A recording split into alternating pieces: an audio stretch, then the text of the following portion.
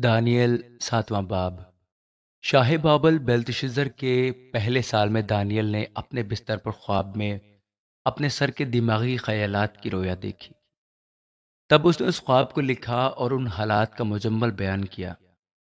دانیل نے یوں کہا کہ میں نے رات کو ایک رویا دیکھی اور کیا دیکھتا ہوں کہ آسمان کی چاروں ہوائیں سمندر پر زور سے چلی اور سمندر سے 12 بڑے حیوان جو ایک دوسرے سے مختلف تھے نکلے۔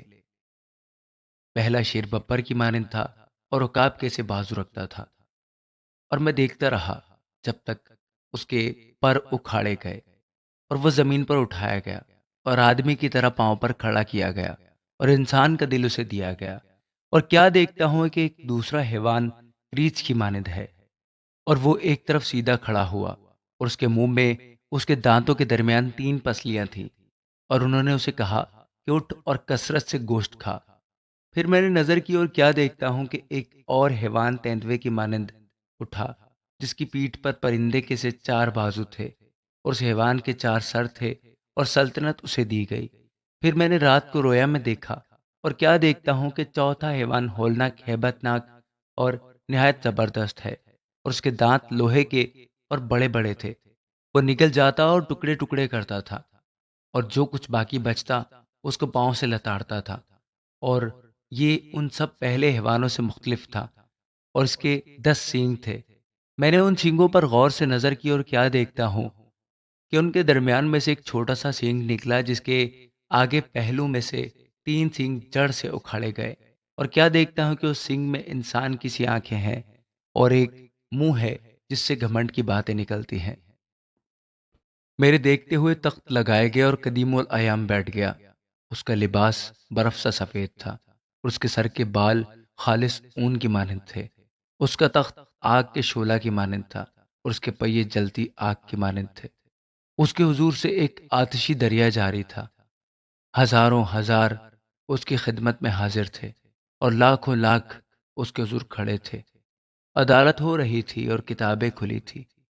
میں دیکھ ہی رہا تھا کہ اس سینگ کی گھمنڈ کی باتوں کی آواز کے سبب سے میرے دیکھتے ہوئے وہ حیوان مارا گیا اور اس کا بدن ہلاک کر کے شعلہ زن آگ میں ڈالا گیا، اور باقی حیوانوں کی سلطنت بھی ان سے لے لی گئی، لیکن وہ ایک زمانہ اور ایک دور زندہ رہے۔ میں نے رات کو رویا میں دیکھا اور کیا دیکھتا ہوں کہ ایک شخص آدم ذات کی مانند آسمان کے بادلوں کے ساتھ آیا اور قدیم الایام تک پہنچا، اور اسے اس کے حضور لائے، اور سلطنت اور حشمت اور مملکت اسے دی گئی، تاکہ سب لوگ اور امتیں اور اہل لغت اس کی خدمت گزاری کریں۔ اس کی سلطنت ابدی سلطنت ہے جو جاتی نہ رہے گی، اور اس کی مملکت لازوال ہوگی۔ مجھ دانیل کی روح میرے بدن میں ملول ہوئی، اور میرے دماغ کے خیالات نے مجھے پریشان کر دیا۔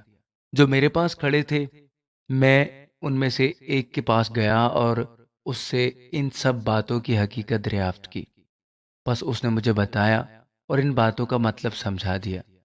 یہ 4 بڑے حیوان 4 بادشاہ ہیں جو زمین پر برپا ہوں گے۔ یہ حق تعالیٰ کے مقدس لوگ سلطنت لے لیں گے اور ابد تک، ہاں عبدالآباد تک اس سلطنت کے مالک رہیں گے۔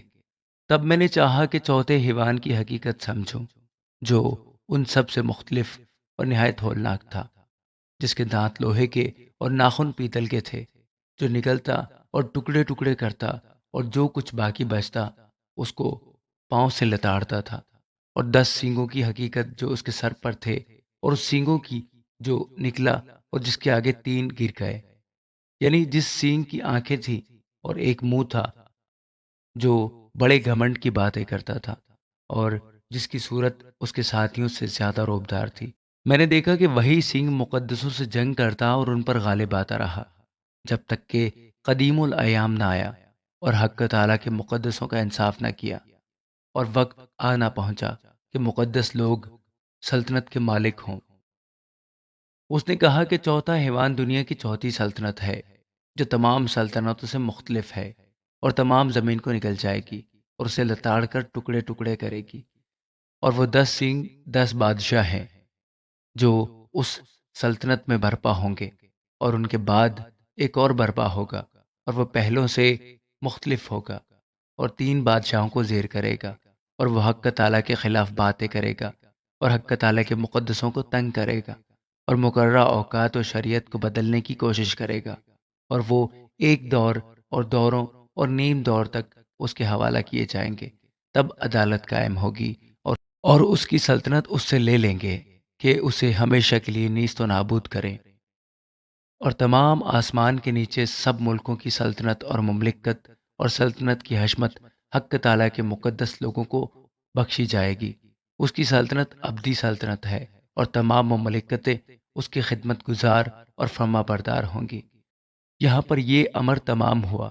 میں دانیل اپنے اندیشوں سے نہایت گھبرایا اور میرا چہرہ متغیر ہوا، لیکن میں نے یہ بات دل ہی میں رکھی۔ آمین۔